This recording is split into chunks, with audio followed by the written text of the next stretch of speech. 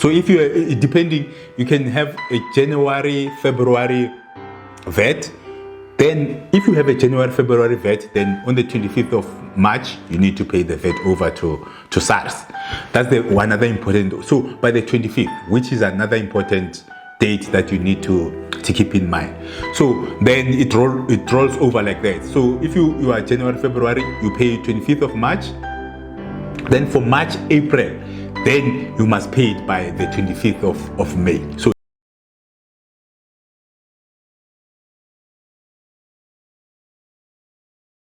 good day. My name is Malusi Makgetho and welcome to our lesson today. Today we'll be talking about dates, the importance of dates for an organization. Today we're looking at the importance of dates in terms of an organization. Because when you're starting an organization, you need to be strategic in terms of how you set the dates, like your financial year end and your projection period, how long is your business plan projected for. So it's critical for you to understand the importance of dates and how you set them. Okay, one of the most important dates is your financial year end. In terms of an organization, you can decide when is your financial year end. You can decide that the financial year end for your company is maybe July to June or March to February or January to December. It doesn't have to follow the normal calendar year. So you can decide depending on the nature of the business that you're doing. And most organizations, they have the financial year from 1st of March to 28 February or 29 February. So that's the standard or the most common financial year end, which coincide with the South African Revenue Services financial year end in terms of how they look at the financial year end. So the March to February financial year end is guided mostly by SARS. However, as a business, a small business or a large business, you shouldn't only be guided by the dates from SARS in terms of the submission of the returns, but it should be guided by the nature of the business that you are in. So depending on your cash flow, the seasonality of your business, you need to decide your dates based on that. So I'll elaborate a little bit in terms of what do I mean that you need to be strategic about how you set your financial year end. When you set your financial year end, you need to decide because SARS assess you based on that 12 months or that financial year end that you have set as an organization. So when you're establishing your financial year end, look at the seasonality of your business. Let's say your business is seasonal, you make a lot of money in December. So if you set your financial year end, let's say end of December, it means that revenue that you made in December, it needs to be declared in that year. And you have to pay it over to SARS sooner than if you have set maybe your financial year end to February. Because you still have 3 months before you have to pay your taxes to SARS. In terms of, this is now is for the income tax. When you set your financial end, look at the seasonality of your business, and if there's certain months that you make more money than other months, then your financial year end, make sure that it ends before the peak period of your business so that you will only be taxed in the following financial year. So let's say maybe as RMK, maybe our seasonality, we make a lot of, maybe more money, more business in February. So if we set our financial year end at February, that means that by year end, then we need to declare the income that we've made in February, which will be high, so that we pay tax on it. But if our financial year end is in December, we'll declare the income for the year ending December, but the money that we are making in February, we'll have to declare in December. So we'll have about 8 months of or 10 months of using that money before we can pay you over to SARS. So depending on your financial year end, you if you are not strategic about it, you might pay SARS earlier than you should, which is, it will be bad for business, because the more you keep money, you pay your suppliers later, or the people that you're supposed to pay later.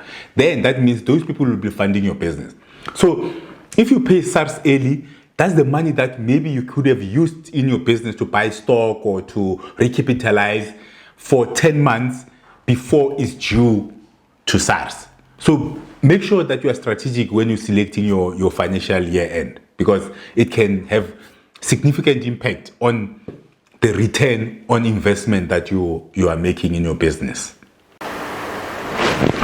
Okay, now we spoke about your financial year end, which we said is over 12 months. You can decide which month is your financial year end, and from there on you can change it. You can apply at CIPC to change your financial year end, but you need to be strategic about it. As I said earlier, that you can lose a lot of money if you don't put your financial year end in a strategic month where you generate, or you'll have financial benefits in terms of when you declare your income tax and all that. So be strategic about your financial year end. And the other dates that you need to be aware of as an entrepreneur in your business is the submission of returns. So with SARS, you need to submit your UIF, your PAYE and skills development levy. You need to submit them by the 7th of the following month. So let's say for June, you need to submit your pay to earn, your UIF, your skills development levy, and any other taxes that you might have to pay by the 7th of the following month. So please just keep that in mind as an entrepreneur. Make sure that you keep it. Now, SARS is very serious in terms of late submission. You can be charged interest on late submissions. So make sure that you keep in mind that on the 7th, you need to submit your pay to earn, your UIF and skills development levy taxes, the declaration and the payment. And another important date is by the 25th of the month, depending on the type of VAT that you pay. Generally, for small businesses, VAT is paid every 2 months. So you have to pay your VAT after 2 months. The 25th of the following month, you need to pay. By the 25th, you need to pay your VAT. So if you can have a January, February VAT. Then if you have a January, February VAT, then on the 25th of March, you need to pay the VAT over to SARS. That's one other important. So by the 25th, which is another important date that you need to keep in mind. So then it rolls over like that. So if you are January, February, you pay 25th of March. Then for March, April, then you must pay it by the 25th of May. So that's another important date that you need to keep in mind. That's for VAT. Okay, and another important date that you need to keep in mind as an entrepreneur is the submission of, or the preparation of your financial statements. So it is required by law that you need to submit your financial statement 6 months, or prepare the financial statement within 6 months after the financial year. So you are forced by law that after 6 months of the financial year end, then you need to prepare your financial statement. See, please just make sure that you are in compliance with that. You make it a habit of you preparing the financials for each and every financial year completed, so that you don't get caught by surprise later on. You might be needing funding, or you might be somebody willing to assist your business or to invest in your business, to only find that you don't have the financial statement. So it's very important. Within 6 months after the financial year, make sure that you prepare your annual financial statement. Depending on the size of your business, they can be audited. Then the auditing process must have been completed by the end of 6 months after your financial year. But now, in terms of the regulation, have been relaxed. Most organizations, they don't have to be audited. You can just compile the financials. So make sure that you do it within the 6 months and make it a habit of preparing the financials, because that is very important. But 6 months after financial year, that's an important date that you need to keep in mind. Depending on your end of your financial year, make sure that you prepare your financial statement within that period. And other dates that you need to keep in mind is the date to submit your provisional tax. Okay, we'll go into details what is provisional tax when we're doing our tax lesson. But provisional tax is you estimate how much you're going to make, how much profit you think you're going to make, if you're going to make profit. Then you pay 50% of that within 6 months after your financial year. And the other one, you're going to pay it before the next financial year end. So you have, SARS give you two opportunities to pay tax. Now, it's on the income tax, on the bottom line. If you want to make profit, then you need to pay provisional tax. So the first provisional tax, you need to pay it within 6 months after the financial year. That is based on the estimates. Then the next one, you're going to pay it before the end of the next financial year. So please just keep this in mind to say, if you are profitable, you need to make two payments. One is the estimate, and you pay half of it, half of the estimated tax liability within 6 months after your financial year, and then the balance you're going to pay it before the end of the next financial year. So those are the other dates that you need to keep in mind as an entrepreneur, and make sure that you comply. Okay, the other dates that probably you need to keep in mind in terms of your organization, even though they are not legislated, but it's something that when you're putting a system in place, because most organizations or most small businesses, they fail because they don't have systems in place. So what you need to do as an entrepreneur is to have dates in mind, to know that there are certain days that you do certain things, i.e. like paying salaries. There must be specific date. Your employees, they need to know the dates that you pay your salaries so that they can plan their lives, so that you don't pay them haphazardly. You pay them on a specific date.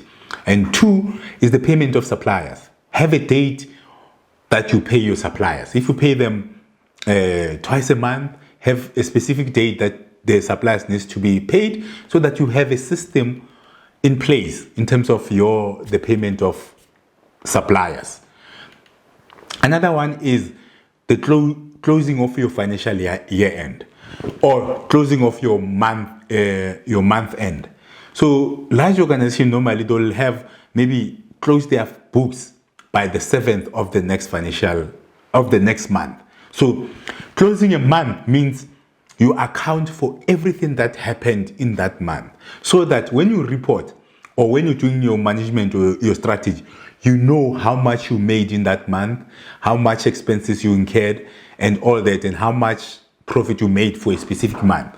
So what you need to do is to make sure that you record your transaction in the correct month, so that you know the performance of your business given a specific month. Because if you just record whenever you remember, you might not be able to trace the performance of your business. So you might have expenses that you're supposed to pay this month, but for some reason, or because you don't have systems, you end up paying them after 3 months. So they won't give you true reflection of the performance of your business in that specific month. So that's why it's important that you need to have dates in mind to know when are you paying your suppliers, and then when are you closing your books, meaning closing your books for a month, meaning all the transactions for a specific month, they need to be completed by, let's say, the 7th of the next month. You do all your journals and your depreciation. Make sure that that month, all the transactions have been completed by the 7th. And then you close that month. You know it's closed, then you open a new month where you start recording the transaction. So those are the important dates that you need to keep in mind, even though they are not legislated. But as an entrepreneur, keep dates on when you do certain things. And that now bring in the discipline in your business to know that you need to do certain things on a certain date. And even if you are not there, even your employees will know that certain things they need to happen on a certain date. So you need to have, call it, systems and procedures in terms of the dates, when, what's supposed to happen. You need to know what needs to be done in which date or on which date. So it's very, very, the dates, they seem sometimes entrepreneurs, they don't take that into account when they are designing their organizational structure and putting their strategies in place. But dates are very important. They make sure that you keep discipline and you know what you need to do when, which is very, very important. So keep in mind the dates that you spoke about. Make sure that you diarize them. Make sure that they are in your systems and procedures, and you know what you're supposed to do when. All right, now touching on the dates, our app as well, our business plan development app, the date is one of the it's the second form that you're going to complete when you're doing your business plan. So it's got certain dates that you need to make sure that you put in. One is you need to know your next financial year end, meaning if you are projecting for the current financial year, you need to know when is your financial year end. So now we are in June, and then our financial year end is 30 June. RMK's financial year end is 30 June. So when I'm doing projections, I'll put in the next financial year end, which is 30 June, and I'll start projecting from the start of July. So when you're doing projections, you don't project for the month that you are already in. You start by projecting from the following month going forward.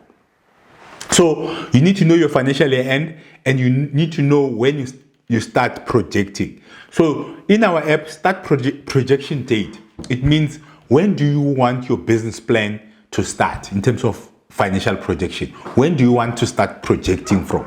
So normally I advise people that you don't use the month that you are in. Start projecting from the next month. But it's not always the next month. Sometimes if it's a startup, you might give yourself some time to say, I'll start projecting from 6 months, because that will be the time that probably I will secure funding. I would have secured funding within 6 months. So if you are still in the process of raising funding, start your projections maybe later, depending on how long you estimate it will take you to raise the funds. So projections, it's the budget going forward. So depending on where you are in your business, if you are operating business, you need to start projecting from the next month.